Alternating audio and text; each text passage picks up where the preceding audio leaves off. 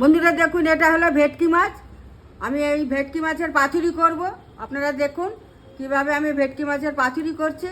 আপনারা দেখতে থাকুন, লাইক দেবেন, সাবস্ক্রাইব করবেন।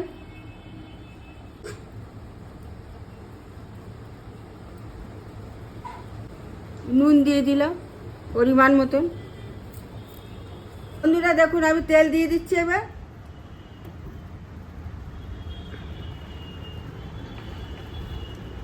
কাশ্মীরি লঙ্কা গুঁড়ো এর মধ্যে দিয়ে দেবো।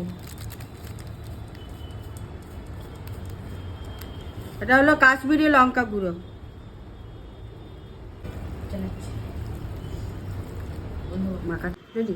বন্ধুরা, লোকে তো কলা পাতা আগুনে সেঁকে দেয়, আমি রোদ্দুরে এটাকে শুকিয়ে নিয়েছি। এটাকে কলা পাতাটা রোদ্দুরে শুকিয়ে নিয়েছি।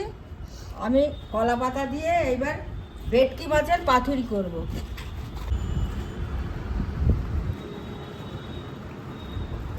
মাছগুলো এবার আমি কলা পাতায় দিয়ে দিলাম। উনানে বসিয়ে দিলাম, এটা এবার ভাপে হতে থাকবে।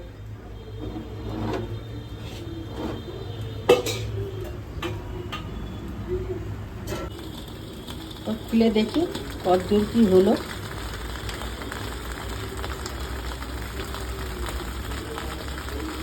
দেখুন, আমি ভেটকি মাছটা ভাপে দিয়েছিলাম। এটা দেখুন আমার হয়ে গেছে। আমি এবার নামিয়ে দেবো। দেখুন কত সুন্দর হয়েছে।